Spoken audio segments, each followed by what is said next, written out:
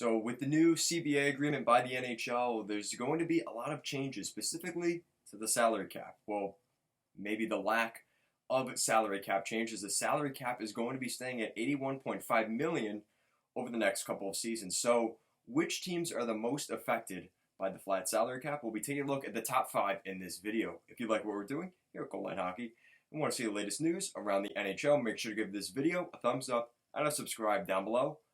Let's take a look at the teams.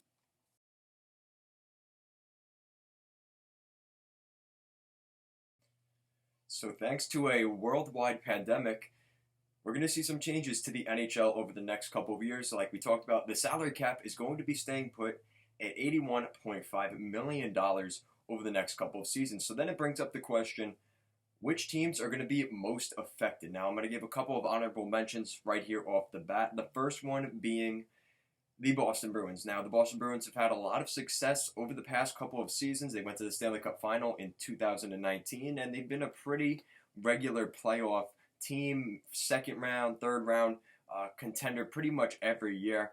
Over the past 5 to 6, they usually make the playoffs. So the Boston Bruins will be in that conversation.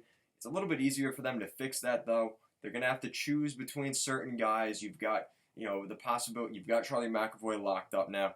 You're probably looking at, if you decide to keep Torrey Krug, a guy like Jake DeBrusk may be on his way out. But with the amount of young depth that they have there in Boston, you've also got John Beecher, who should be coming in just to free up a little bit of salary cap moving forward. So the Boston Bruins should be okay. That's why they didn't crack the top 5. But there's definitely some reasons to believe they will be in there. Now, another team that I was looking at, and that is going to be the Philadelphia Flyers. And that's because of, yes, they have a lot of salary cap space right now, but I wonder when these guys, you've given Kevin Hayes a lot of money, and he's a very good player, but you've got some of those Matt Niskanen contracts and things like that, the Justin Braun deal, so those deals may come back to bite them when they're trying to re-sign some of their guys. There's been talk that possibly Jacob Voracek could be on his way out there in Philadelphia, so Flyers may be okay there, so once again, an honorable mention. So now we move into the top 5 teams, and I just want to say, give credit to Yahoo Sports for their article, which gave me the idea for this video. So with that, we're going to take a look at the top 5 teams. So starting things off, we're going to look at number 5, and that is a team you probably wouldn't expect to see on here, and that is the Arizona Coyotes. Now, the interesting thing here with the Arizona Coyotes is because of certain contracts that they still have on the books, quote unquote, guys like Marian Hossa, technically that counts as salary cap space. And now that they may be looking to try and bring in Taylor Hall to re-sign, salary starts to become an issue here in Arizona with the Coyotes, which we usually don't talk about, but it may be a real thing here in the near future for the Coyotes. So the Coyotes are at number 5 here. They're a team that I'm not overly concerned with, but you have a lot of big money contracts there that might not work out. Derek Stepan being one of them as well. You have Carl Soderberg, which his deal is ending at the end of this year, so that's some good news there. But they are giving a lot of money still to some of those guys on the blue line as well. So we'll have, guys like Connor Murphy, Nick Hjalmarsson. So we'll see how that plays out for the Coyotes. But they will be at number 5 here on this list. So now we move up to number 4. This isn't going to surprise too many people. The Toronto Maple Leafs. The Toronto Maple Leafs, because you have all that superstar power up front, and John Tavares, Austin Matthews, William Nylander, Mitch Marner, all making over $8 million each. That's a lot of money to give out just to your forward core. Now, they have one of, if not the best forward cores in the NHL, so you can't deny them that. But the defense really takes a hit from that. Now, the good news is they have some guys on their entry-level contracts, guys like Timothy Liljegren, Rasmus Sandin, and guys that, in the bottom 6 that can still play on a little bit cheaper of a contract.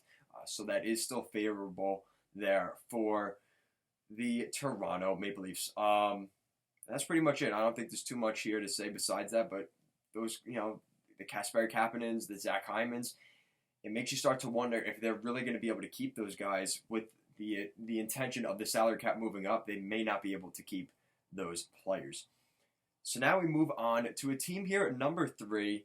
Now, you may be saying, you're biased, this and that, but there's legitimacy to this, and they actually had them at number 5 here on this list, and that's my New York Islanders. Now, the New York Islanders are on this list for pretty much the sole reason of Matt Barzal. How much is Matt Barzal going to get in his next contract? It could be 8 million. It could be 11 million. We don't know. I'm going to say probably somewhere in between 9 and 10 million, possibly 11, depending on if there's offer sheets involved and stuff like that, which I really hope isn't the case, but it could be an ugly summer next year for the New York Islanders. So they got to figure out what they're going to do here with Matt Barzal. Not to mention they have some kind of gross contracts with guys like Nicoletti, who definitely regressed a lot last season. Johnny Boychuk as well, no fault to his own, but Johnny Boychuk did sign that long 7-year contract when he came to the Islanders, and the back end of that contract is hurting the Islanders a little bit. Not to mention you guys have guys in the bottom 6 making a decent amount of money. Matt Martin, Leo Komarov, Casey Zizekas, Cal Clutterbuck. They're all good players, but they're making a decent amount of money. And not to mention the Islanders still have to sign their best defenseman on the team in Ryan Pulock. So the Islanders have some questions they have to make this offseason. Lou Lamoriello, there was talk that the Islanders were trying to make some trades to move out Nicoletti last offseason. We'll see how that works out. Maybe they could get something done this year for Nicoletti or one of those guys to maybe figure things out. And not to mention, they just signed Anders Lee to that big 7/7 contract, $7 million for 7 years. So we'll see how that plays out for the Islanders. But definitely going to be interesting to see what happens there on Long Island. So now we take a look at another team that you're not going to be too surprised here, but it is, in fact, the St. Louis Blues. Now, the St. Louis Blues, this shouldn't surprise too many people. The St. Louis Blues are one of those teams that just won the Stanley Cup. They've got some guys that maybe overachieved last season.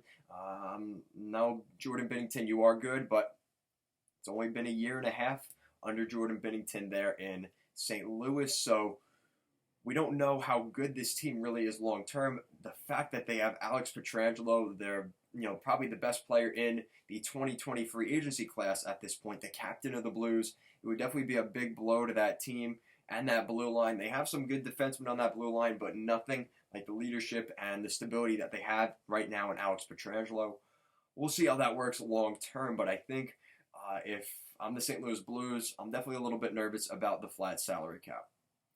So now we've got number one, and I think this one is the least shocking out of any, and that is the team down in Florida. No, not the Florida Panthers, the Tampa Bay Lightning. The Tampa Bay Lightning have been at the salary cap. Steve Yzerman has been able to finagle and play with the salary cap to his liking over the past 10 years there in Tampa Bay. He's been able to keep Victor Hedman, Steven Stamkos, Nikita Kucherov, Andrei Vasilevsky. He's been able to keep all those guys on fairly decent contracts, not to mention Ryan McDonough, who's on a pretty solid deal. And then they have a couple of other guys they got to figure out over the next couple of years. More, guys like Mikhail Sergachev on the blue line there on the right side. That's a big piece that they really want to keep there in Tampa. And not to mention up front, a guy like Anthony Cirelli. He's really been playing well there for the Tampa Bay Lightning. I think they want to keep him long term. But those are the two guys that I'd be most concerned with as a Tampa Bay Lightning fan. Possibly an offer sheet on Sergachev that's been talked about with the Montreal Canadiens. Anthony Cirelli could be in that same boat as well. I don't know exactly what team. Maybe the Minnesota Wild or some weird oddball team, the Nashville Predators, who knows. But it's definitely going to be interesting to see what happens here with the Tampa Bay Lightning. And I guess, is it a good thing? Probably not. You probably don't want to be celebrating that you're the number one team that is most affected by the flat salary cap. But let me know in the comment section down below. What do you think of the flat salary cap? Which teams do you have on your list that are most affected by the flat salary cap? Leave that in the comment section down below. And if you like what we're doing here at Goal Line Hockey and want to see the latest news around the NHL, make sure to give this video a thumbs up and a subscribe down below. Thank you so much for watching, and have a great day.